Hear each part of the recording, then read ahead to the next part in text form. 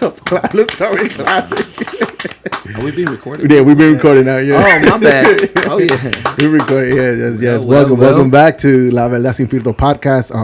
Like every time that we do this podcast, I'm always well accompanied with my best friend, my partner in ministry, Anthony Arias. Amen. Blessings and welcome. Thank you once more for just tuning in and listening into our conversation. And today we have a special guest. Amen. All the way from Brooklyn, but from Jersey. Yeah, I'm Brooklyn, but I'm living in my arrangements. So another Jersey speaker in our podcast, because Yes, the past few ones we've been from New Jersey. Bishop Daniel Pinedo. Yes. What's up? Bishop, thank you so much for agreeing to be with us today. Sure. Like every time we get messages, we get direct messages on Instagram, we get our email about different topics that people want us to talk about with anybody, just to have a topic of free conversation, And today's topic is a little bit personal because it comes from a close friend of mine. Okay. He's doing ministry. And he wants to give up. And I was trying to identify the root of the problem. And I can't get it. Mm-hmm. So maybe you could help me out. All right. Bishop. Let's see. So in ministry, I think he's been doing like more than 5-6 years of ministry. Okay. And I know his calling. It's like when you know your friend and the Spirit gives you the testimony that he's an evangelist, mm-hmm. or that he's a pastor, or that he's a prophet or a teacher, the main ministries in church. Can someone with a calling in ministry go through frustration? Well, yeah, most definitely. I mean, I think we're human, okay. And so we go through difficult moments. I mean, we could look at Jesus, right? And the moment where he's coming in and his triumphant entry, right? And everybody's shouting Hosanna because they think that he's about to come and, save them. And they just didn't know that he was going to save them a different way. They were just, their minds weren't ready. But when he goes into the temple, he sees some stuff that happens, right? And this is a different type of frustration. You notice Jesus's anger at what was happening inside the temple. If I would just drop that back within our lives in ministry, I think that so I was raised being told that a leader can't show any type of weakness, that a leader must always be positive, must always look forward, must never show the world that you are going through something, because it demonstrates to those people weakness. But it's the lie, because then who helps the person that is going through a circumstance that they feel that they have to overcome by themselves? But it's an impossibility to survive something that is causing you to drown. And from the jump what made you begin to drown. So because you haven't had the ability to understand how to manage that, you definitely need the help from someone else. So you are capable of going through frustration, and it's not a bad thing. The key is what happens with that frustration that determines how far you go. Because we all go through frustration. But what you decide to do with it will determine the next 5 to 10 years of your life, to be honest, in ministry. Because you can give into it and then fall short. Or you can choose to process it and survive it. And I'm sure people are ministers that are frustrated, because I know there are ministers that are frustrated. Mm-hmm. I know they are. Yeah. I'm gonna be without filter here. I've been frustrated in ministry. Okay. Because I felt like I've been putting work into something and not seeing the results. And I'm sure that a lot of people right now, especially in the time that we're living now, Bishop, with the whole social media stuff. Yeah. I know many have been going through frustration because they're seeing that Bishop Daniel is getting 500 likes, and I'm only getting 5 likes. Yeah. That's just. You get me? So just right there, it's just the beginning of a little of frustration, just because they see, and that's another comparison. Man, I feel that if we stop comparing ministries, like, you know, oh, my ministry, your ministry, like, you're gaining more invitations for you know, to speak. Yeah, I feel like it also goes like a little bit more further than just titles or having ministry. Like he was saying, I feel like just being a human, we all go through frustrations, like no matter what. And I think also that the standards. Yeah. You know, like you were saying, like we've been taught ministers shouldn't show weakness. That's a standard. You know, we got to show a perfection of a leader. That's a standard. And I believe that when we do go through a frustration period of our ministry life, I think that has to do something with it, because we're not assuming that standard. We're not getting to that standard. I think that's fair, but I think we must identify what standards we're going to abide by. You determine what standards dictate how you move forward. So, for example, the whole social media stuff where people are like, oh, you know, people ain't liking my stuff, you know, why ain't you sharing my stuff? You know, that's so prevalent. And they get angry. They get angry. Like, he's my friend, why didn't he share this? Why didn't he like it? You know, when it has to do with ministry, like say your church, right? Your church has leadership and you expect the leaders to kind of, you know, promote the church. But when it comes to your personal self, that you are moving by the applaud of the people that surround you. Yeah. Wow. You have created that standard as your life, versus God being your standard, versus God saying you're the head and not the tail. I've called you, you're a royal priesthood. You know, you're a chosen people. You're a people separated by God. God himself, you know, he said from the moment you were conceived, even before you were conceived, I knew you. You know, I set you as a prophet for the nations. Like, if I can believe that, right, I can go get to a level of frustration, because I think we all go through it. But I can sit on what he said.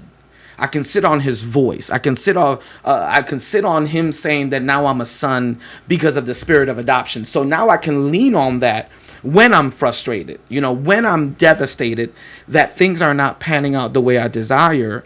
I'm moving towards the standard, and the standard is the word. Yeah. Versus the standard of society, the standard of organizational charts and structures and protocols, and the standards of what friends say it should look like. But what is it that God is saying? Yes. Because he's our sustainer. I can talk to you about how I'm feeling personally. And because I know how I'm feeling, and I'm hoping that then he can feed me to help me get out of my personal rut, right? But I understand that there's something greater than what I'm going through personally, so that I can survive it. But it's only if I'm connected to what the word is saying to me versus what the people are saying to me. Bishop, can it be that sometimes these ministers that are frustrated, they're like they were talking in the conference this morning, it's the good intention, right? But the good intention is not the only thing that matters. A lot of people are in a position because somebody put them there. Yeah. But it's not because it's their calling. Right. So could that be a root of that frustration? Yeah, that's a big issue. That's a big issue. To be honest with you, listen, I was raised in the church. I was raised in a very conservative church, and every year we had elections, right? And it's like a presidential, you know, race. Society. You know, people is literally just, you know, like they talking to friends, talking about, you know, vote for me. You know, it's a popularity contest, and they're putting people in that popularly they fit the position, but in structure and in profile they're not called for it. And then they believe, because this is what happens. So what happens is, you know, you start telling me, man, I see so much in you. There's so many good things. You know, you could do this, da da da da. You start saying all this stuff. And then you come over to me, da, da, da, da, and you start saying, and then I start believing this stuff when God is like, that's not your lane. Your lane, you're a missionary at heart, but you are like, no, but everybody's seeing this. Yeah, they're profiling you because of your charisma, your way of style, your style, the way you speak, and they're positioning you in a place that in reality got you stuck. So you thought it promoted you, but instead it made you stuck. It's stagnant. And now you're wondering, why am I frustrated when I'm in a role I should be in? But it was a role that people applauded you in. Wow. It wasn't a role God placed you for. Now listen, yes, we do things out of mercy, because I've done stuff when there's a hole to fill, I fill it, right? And I do my best, but then I say, this is only for a moment because this is not my lane, but I'll help you until we fill this role. But there are people that are stuck in spaces that they're not supposed to occupy. And Bishop Joby Brady said it best. He says a person that has the gift but without the call can be a disaster for the ministry and for themselves, because they have a gift but it's not their call. It's not the call. So there's going to come a moment that the gift wears out.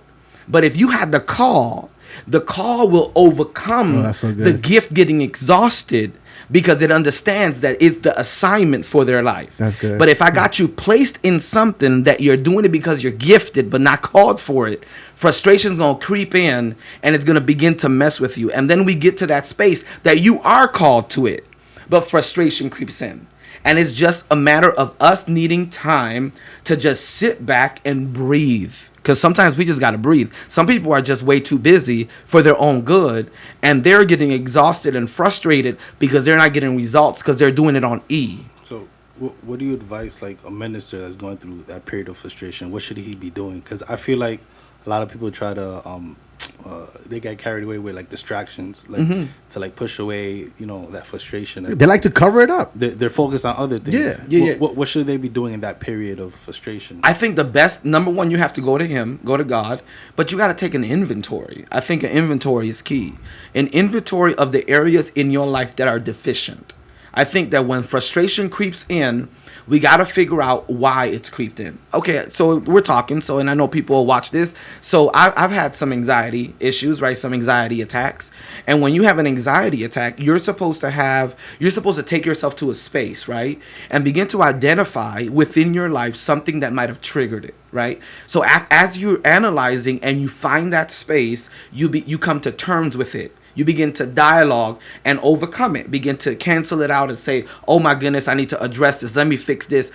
You immediately have to do inventory, because you have the cold sweats, you're shivering, your breath is erratic, you feel shit, you feel crazy, like you start, like at least that's how I felt. And my wife is sleeping and she ain't trying to wake up to try to help me pray, she's out and I'm messed up, so I'm like, so I gotta take inventory, because if not, I'm going to overwhelm myself. And once I do that, I'm able to move forward. And I think a lot of people are not taking inventory. So what they do, something that you jumped in and said when he was asking his question, is they begin to do other things. Like, let me get more busy. I don't think I'm busy enough. No, maybe the reason why you're not busy is because God wants you not to be busy. I think the pandemic blessed us and cursed us. It blessed us because it allowed us to stop doing so much. Okay, when the pandemic hit, I was going to be going to Uruguay and Costa Rica, back to Argentina. I was going to, these were already on the calendar. I had airfares prepared for this, and God stopped it. But I think that for me, it was a blessing, because I was at home, I was with my kids, I was with my wife. I know some people ain't going to be able to say the same thing, but I loved it, because sometimes you need time to just slow down. And people sometimes just need to slow down, and it'll allow them to center themselves and figure out, where am I failing? There's a minister that we know. He said that God put all of us in disciplina. No, hey, I love it. He put all of us to rest. That's it. Because there was every mega church. Everybody had a mega church, because you were doing it through live stream. People were doing church with 10 people inside the church, which is only the skeleton crew to run the live stream. And you screaming, and thinking they ain't even saying nothing. They're making sure the sound right. But it's God saying, take a deep breath. How about the location, the environment? Can that be a root of frustration? Like, you're in the wrong place. In what sense? In sense that I'm gonna be without filter, the church that you're in, can somebody say, I'm frustrated because of the church that I'm in? So I think yes and no. Okay, so you know what I'm talking about. No, yeah, I totally get that. But I guess we need to identify. Yeah, correct. What that is. I feel like sometimes it could be an excuse. Like, yeah, it could be an excuse. It could be an excuse because there's people that just don't want to submit. You know, they don't want to be processed. You know, frustrated. You know, I'm frustrated. You know, I'm not getting fed. It's your fault that you ain't getting fed. You ain't. You're not coming to because the church. word is life. Correct. So at the end of the day, you can take whatever's being said, dispose of all the personal attacks that you think they're hitting you with, and grab the word that is life and just make it part of your life. I think that. But on the other side, when I said yes, there are spaces that the space you're in is just not for you. It's just not for you. There are seasons in your life that you realize, you know what, this season, I think this season's over. I think we got to move forward. But that's something that must be done with honor. It must be done with understanding and much wisdom. Because there's people that talk about, El Señor me habló, you know, and they come to you and they say, God spoke to me. You wonder what God really, I said, why didn't he tell me? You know, if I'm your, why didn't he tell me? Oh, because you ain't seeking him the way I'm seeking him. Like, but he should have told me, you know, and then all of a sudden, you look down the road and you realize that they're really not doing nothing. And then you're asking, if God told you to move, then you should be flourishing. Yes. You should be growing because God is a God that bears much fruit, you know, and fruit that remains. So my issue is that people will say that they are frustrated with their church, but the reason they're frustrated with their church is because it might not be doing for them what they want it to do. And church is not created so that it could do for you what you want. Yeah. It's so that God can do what he desires. And sometimes, as we were learning today, it's putting you in a cave. And when you're in the cave, you're either frustrated or happy, but the process is going to happen one way or the other. And then the action that a frustrated minister should take, the advice for a minister who's frustrated, should he keep ministering? Under that influence of frustration, under that pressure of frustration. So I believe that, okay, if the person that is ministering, right, is sharing on the stage, but their frustration is laid out completely on the stage all the time, then they might be due a sabbatical. Yeah, sabbatical. You know, just I'm gonna give you a few weeks off so that you can just have a moment for you. Because it seems like you're coming out aggressive, you know, you're kind of implying things, you know. We got to be very careful as ministers because the opportunity we get on the stage is a gift. Yeah. Every opportunity he gives me is a gift, and for me to get up there and share the word with a level of frustration because of what I'm feeling, I'm shortchanging the body to really receive the fullness of what God wants to do for that moment. Yeah.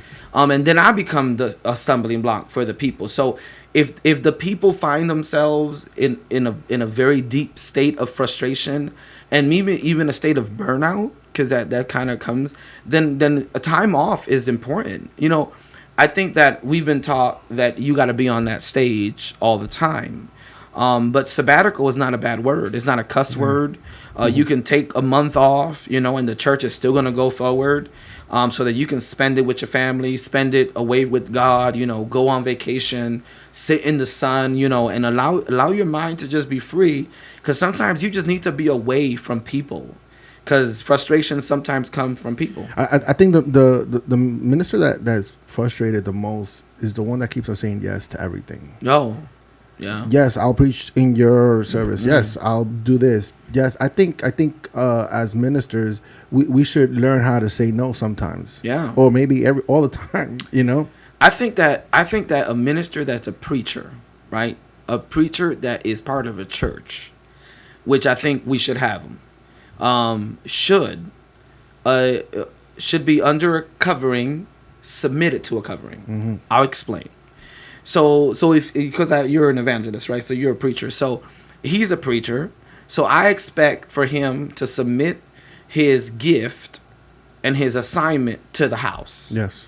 Because the mantle of the house is then going to propel him in the season of preaching, right? Because that's honor, because honor anticipates. So if he has a direct connection with the mantle can help him to lead right, so that we're not saying yes to everything and saying yes to the right things. Yes, awesome. Because sometimes we just doing way too much because I want to get out there, want to get my name out there. It's just like, a song, a single, yeah, bring me in, I'll sing the song, put it on the radio, because you want to get it out there. Because you're doing your album. But when you are a minister, you should be submitted under somebody. I think I put something up on social media at some point, and I said any itinerant preacher, any worship leader, any musician, anybody that goes out and ministers should be under a covering. Because that's where you go out doing all these things. You're mad tired. Your prayer life is lacking. Your time of devotion is lacking. You're moving on fumes, and you're moving on messages you've already preached. Yeah. So because you already know where you're going, you know the spots to fall in, and the kind of atmosphere you're in. So you fall into the pockets and you leave satisfied because you felt you did something. But the word of God is life. You could have done way more. Miracles and deliverances could have happened additionally if we had prepared appropriately. Oh, nice. So I think that if a person is a minister that is not the pastor, right? That means that they're ministering in the church and they're ministering outside of the church. The power that rests in being connected to the mantle of the house will allow them to pick appropriately and be covered right. Because they'll pray for them. They'll cover them. They'll look at the stuff they're doing. They'll say, hey, talk to me about what you're preaching, next week, and a preacher should be okay with that question. There's some preachers that are not okay with that question. Be like, well, God's leading me. No, I want to know. Show me your outline, so that I can know. And it helps a person to know that there's somebody there for them to help them through the process. Because being a minister and preaching out in the street, being out there, could be lonely. And I think lonely also leads to frustration. It does. It's horrible. Because I know we know a lot of ministers that one of the main things, and frustrated ministers, that we could say, the first thing they say, oh, they left me alone. Yeah. I'm doing this by myself. Yeah. I don't get no support from my mantle. I don't get no support, but it doesn't have to be that way. It doesn't.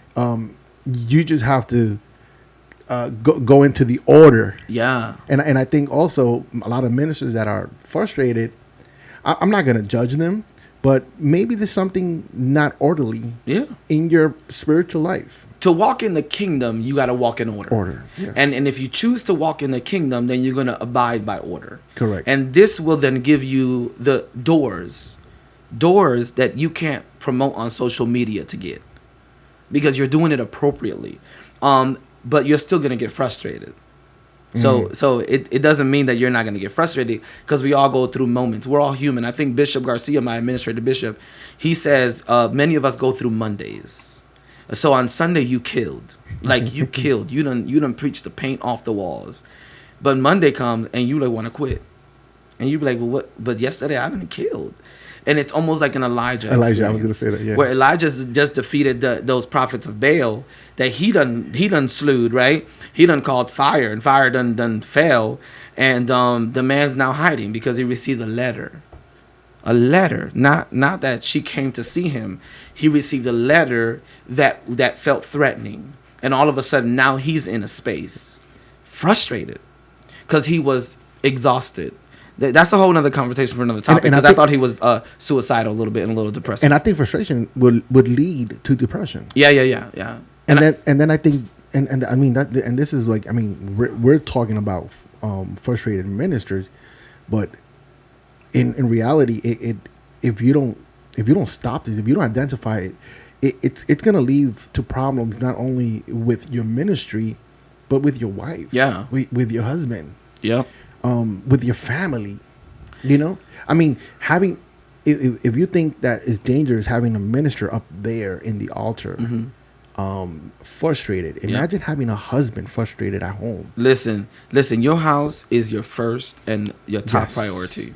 As a minister, the stage and the lights and the honorariums, praise the Lord. But your house, at the end of the day, when I stop pastoring, or I stop doing what I'm doing, right? I'm never going to stop being a dad. Mm-hmm. I'm always going to be a dad. I'm gonna be a dad to my kids. I'm a dad in church to those kids. They don't call me pastor.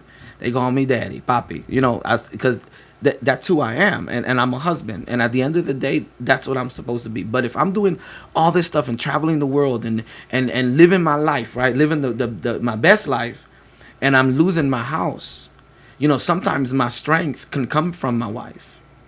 Yes. My strength to overcome a moment of frustration is Kaylee just running to me and giving me a kiss and then leaving to go back on her iPad, right? So, but she gave me a kiss. That changed everything. That's awesome. That changes the game, you know. So it's you understanding how important that is, because it keeps you grounded, and it keeps you ready for what's next. And I think that the worst part of it all, Bishop and Anthony that's here,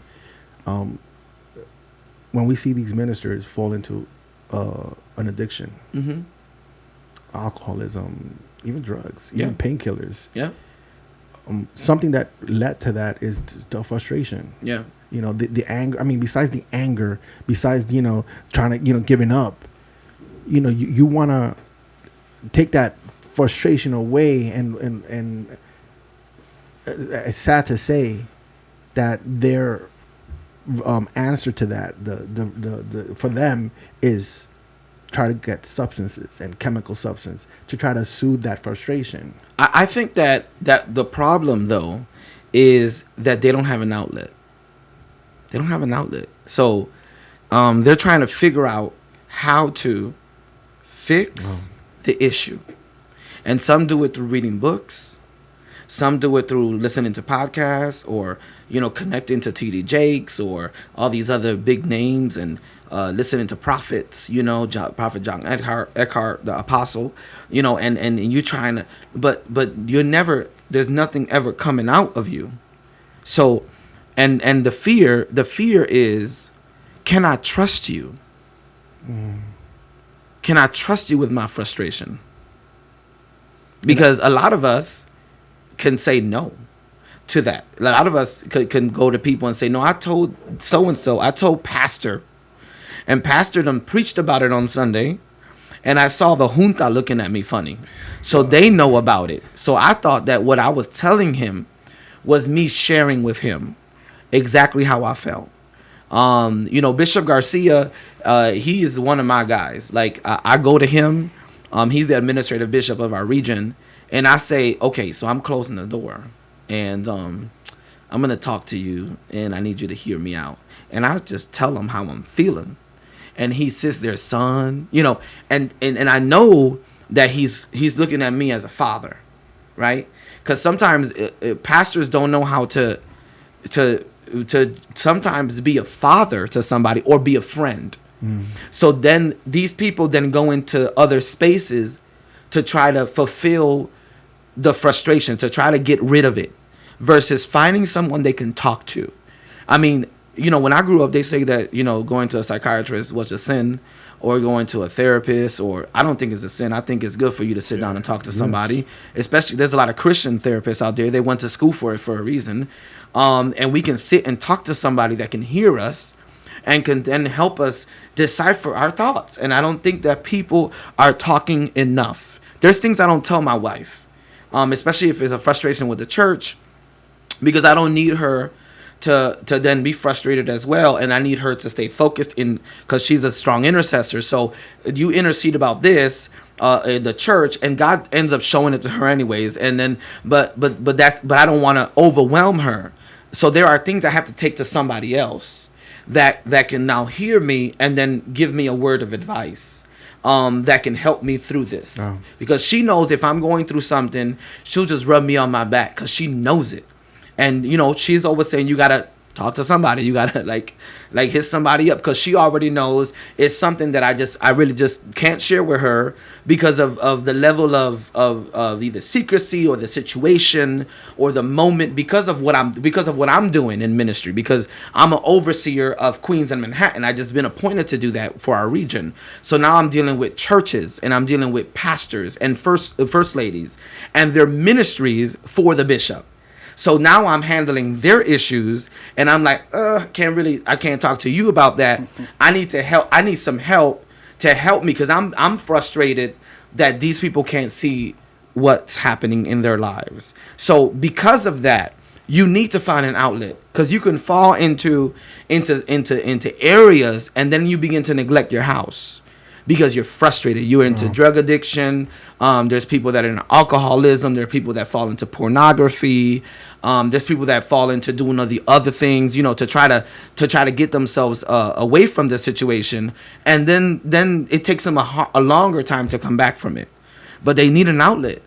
We just need people that can be trusted, like that can be trusted with secrets. You know what I'm saying? That can be trusted with the truth. I have an open door policy in my church. Like, if you want to talk to me about something you're going through, come in, let me know I'm about to share something, close the door, and tell me exactly how you feel.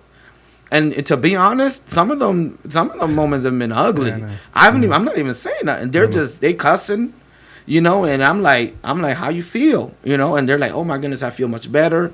All right, let's talk about it now. Let's talk about why you feel like that. But that's awesome to have a person like that, you know. But I believe that these ministers that are frustrated, sadly, they don't. And it's sad. You know, it's funny, we were talking about that. I was watching a podcast earlier, and they were talking about sharing secrets with people. They were saying that it's easier to share something with a stranger than someone that you know. Yeah. Because once you tell them the secret, you're in the same room, and then you're looking at them like, they look at you, you're like, oh man. You know that the bodega down the street is gonna know in 5 minutes. Yeah. You know it, and you're scared because they Christian. Yeah. Oh man, I get it. It's easier to talk to a stranger, but not for me though. For me, it's kind of difficult. Yeah. Because I'm very enclosed. So there's people that are just so easy. So to talk, just by just talking, Danny is just really like, I'm like, so I always need to find someone that I can trust. And the reason why that's so hard is because life has been hard, and life has shown you that people can't be trusted. Yeah. The people in the church can't be trusted. Like, you're like, you a preacher, like you a big dude, you a big name, and you done shared my story. He posted on Facebook. Like, you didn't even give me credit. No, like, and I feel like, especially if you grew up in that environment, when you're talking about the leaders, they look like they're perfect. They gotta, and then you're like, I can't tell that to that person. You know? Yeah. Like, I went to an event when I was younger, and I was the preacher in a retreat, and they were gonna go play basketball, and the guy was like, I was like, oh snap! I said, can I come and play? They were like, oh, I don't, you ain't gonna like go pray or nothing. And I was like, I said, what? I said, let's go. Like, I'm ready to talk nonsense on this court when you mad tall. Like, I'm ready to go. You mad tall. This is the tallest I've ever been, you know. So I you know, and it's like, I'm like, let's go. I'm ready to go. And he was so shocked to hear that I just wanted to just hang out, and it allowed him to know that I'm available. And I think sometimes leaders need to demonstrate to people that they're available beyond, let me be in tongues and let me pray in your stomach. And I think John Maxwell says it, before you ask for their hand, you gotta win their heart. And if you win their heart, you become available to be part of their story. Yes. And I think people just need to be in someone's story. And I think the worst thing that a minister that's frustrated could do is keep silent. Yeah. Keep to themselves. Silence is a slow killer. And I mean, we're not telling you to, you know, put it out on Facebook. And I mean, that's another thing too. If you're frustrated, don't put none of that. Nothing. Don't expose yourself on social media. Don't do it. You know, because you know what? It's gonna bite you. It's gonna bite you hard. You'll get people that'll be like, you're gonna be all right, you're gonna make it. But a lot of people looking at that, the ones that are not right, ammunition. That's ammunition. And it's over for you. Yeah. It's over. And yeah, I say it all the time. You need to stop. You need to stop putting so much up, and you know, leaving so much out there to be misinterpreted. Yes. Because there's people out there that are so full of Jesus, and their discernment is so high that they misinterpret everything you write. Yep. So, and Bishop, I think, you know, to have, you know, a leader, should the leader have a way of identifying that in their church? So you're a bishop, you're a pastor, you're overseer, and I'm sure you know all of your members. Besides them going to you, Yes. because a lot of them, they're probably just going to keep silent. Can or should it be the ability of a leader to know when somebody's frustrated? I remember that my pastor, one of my first pastors, would say, I know when somebody is backsliding from church, because they used to sit in the front, and then they started sitting in the third banca. Yeah. And then, people that are frustrated, and I'm not only talking about ministers, I'm talking about even people, individual Christian folks. Yeah. They start giving out signs. Yeah. Yeah. How can we catch them? How can we catch those signs? I think when we're dealing with ministry, we need to be available to see the signs. Yeah. Because I think life in its entirety could overwhelm us, and we become blind to the need. And when I talk to our leaders, I tell them, be available to see and hear what's not being said, and see what's not being shown. Because that's a way that we're going to get to someone before they make a mistake. And when I talk to pastor, because I deal normally with our leaders, our top leaders, Pastor Neftali is the one that kind of deals with the ministry. So we make sure that when we talk down the line, that everybody's paying attention. So it's temperature checks of everybody. Like in the ministry, everybody that's in their own ministry, temperature checks, ask them questions. And then when we hear things that are a little iffy, if they can't handle it, pastor is stepping in. And if pastor can't handle it, then I'm stepping in, because we need to make sure that we address it. That's awesome. It's important because people are silently battling. They're silently dying, and no one even knows it. Inside our church. Yeah, in the church. They're losing what they're holding on to dear, like their hope, their faith. And they're preaching too. Their ministry. Yes, sir. Oh my God, that's such a big deal. And they're preaching. Yeah. And they're saying it from the front. Like they're literally crying out. Yeah. With their own words, but they're preaching to the masses. It's like these people that commit suicide, they give signs before. They do. And I think that in ministers that are frustrated are giving out signs that I think us ministers that been there, or we know a little bit about, I think we should catch on to those signs and do something about it. But I think and be careful about how we doing it. But I think a minister should always say, I need help. Yeah. I think that the pride. So what happens is people then say, you never looked for me.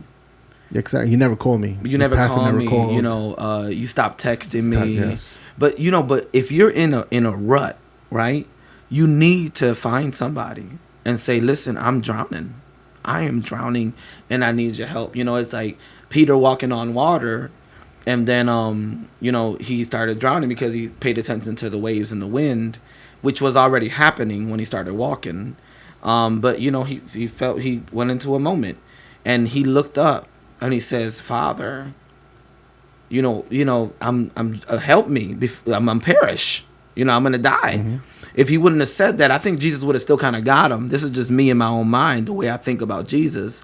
But he needed to call out. Yeah. And sometimes we need to call out to awesome. Somebody. We need to say, help me. I'm frustrated. I want to quit. Like we hear that the pastors that are quitting left and right, from ministry in this pandemic, in this season, I wish that they would have people. And some of these people did have people around them. It's just that the burden was way too heavy for them. Yeah. And it's so sad because people need help. And then we have people saying, oh, they quit because they weren't called. And without them knowing that you could be called, but you could also pass through frustration. Yeah. And especially with the bird. I mean, and like what Pastor Sanchez was talking, nobody has ever learned how to pastor through a pandemic. Nobody. I mean, I've seen it in movies. Like, who would have thought that we were going to go through a pandemic? Contagion comes out right after the pandemic hit. Like, how was that on Netflix all of a sudden? Like, how did that surface out of left field? Yeah. It's crazy. We have to reinvent ourselves, If you didn't have a strong media ministry of presenting, your services, now all of a sudden you got to become a guru. You got to make sure that your lighting is right. You got to make sure sound check. The sound is coming right. You don't sound like tin cans and it sounds crazy. And you got to make sure that the one that can't sing, their mic is low in the system because they're gonna hear it clearly. I don't know if y'all know what I'm talking about, but I'm just trying to help some people. So there's so much that we've had to navigate. How do you disciple now? Because some people notice my discipleship was horrible.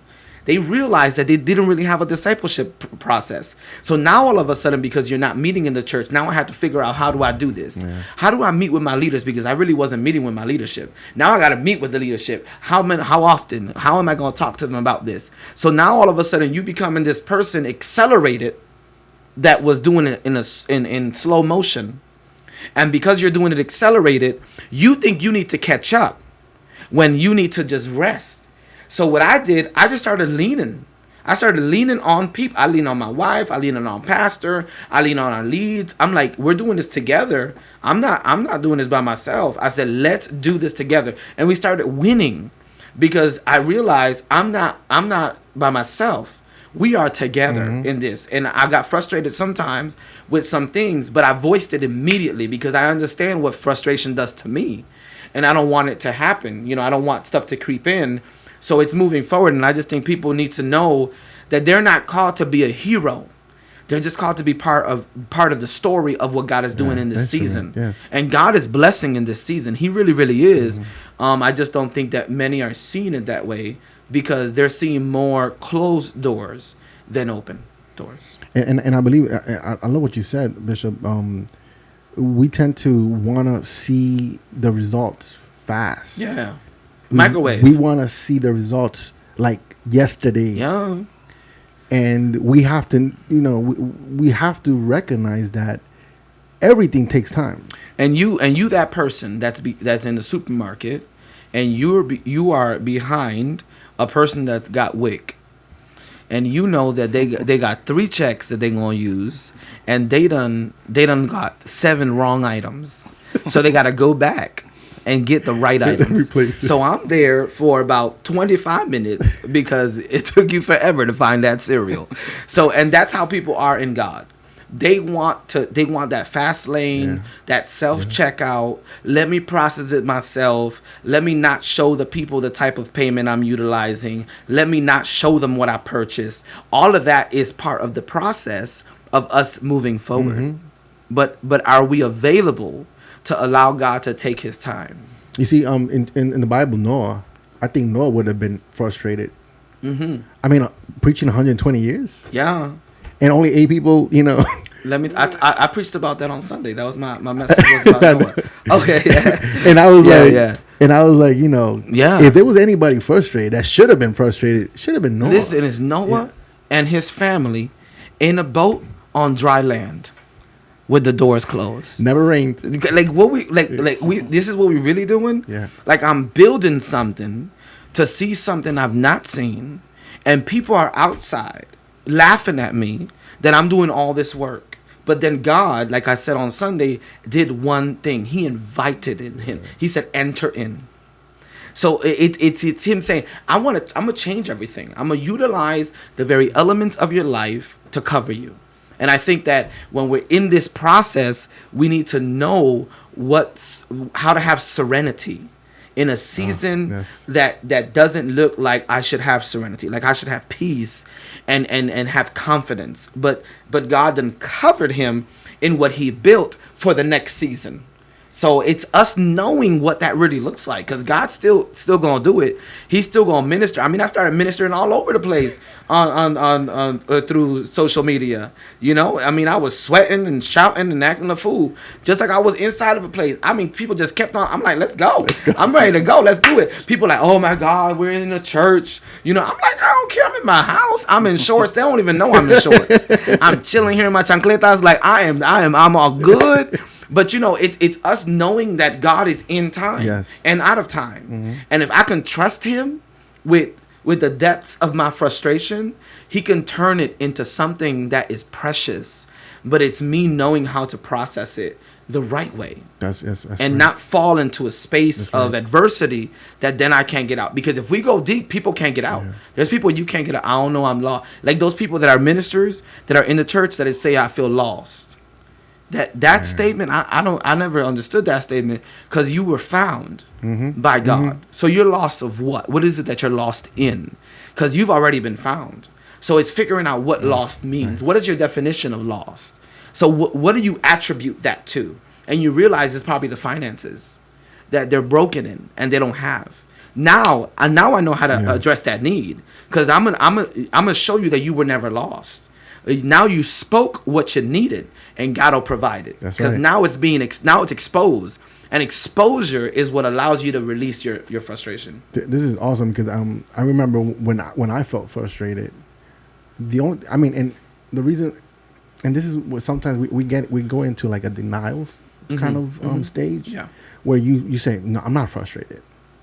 Yeah, you are frustrated. Yeah, you are. Yeah. You know, you're talking like this. You know, you're talking like that. You know, you're acting like this. You're acting this way. Yeah. You stopped doing this and you started doing that. Yeah. You know, you're using the outlet that you're supposed to use. That outlet now is what's bringing you out. Yeah. You know, out of God's presence.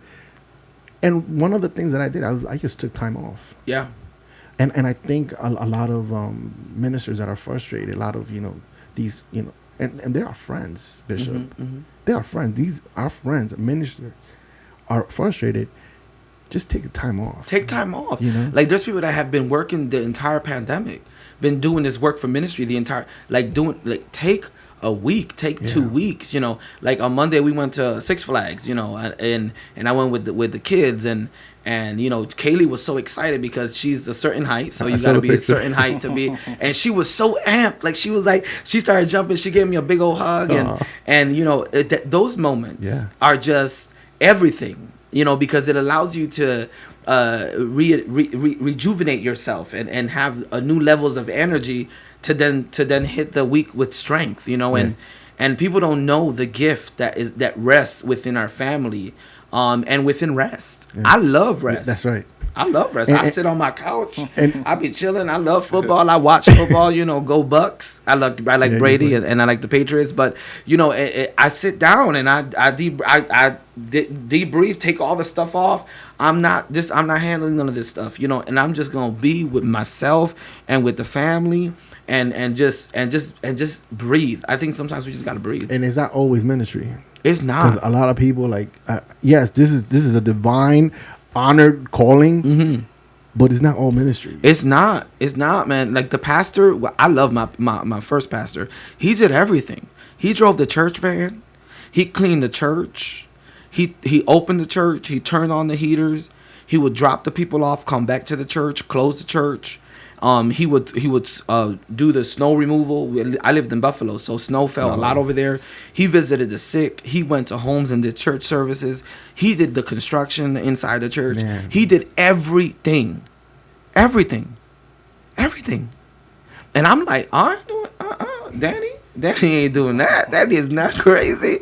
The man, he is not on that stuff. And I realized I can't do a lot of that stuff, and I'm okay. Because that means other people can then flourish, and I can take a moment, and do me and do family, and they realize that ministry is not everything.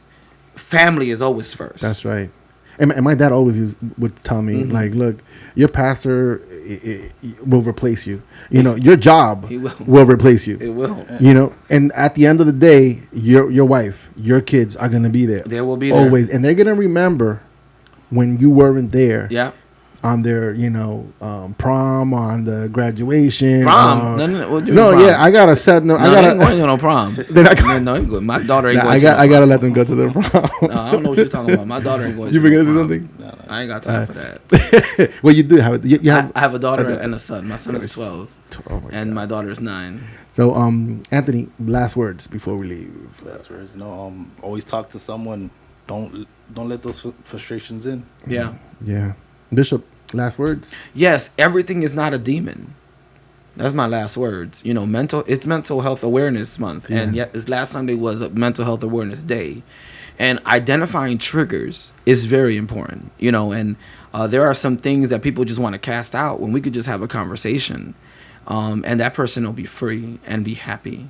And any minister that's going to watch this, that's going to take time to see this, like my brother said, you need to talk to somebody. You need to, and don't quit. Don't quit.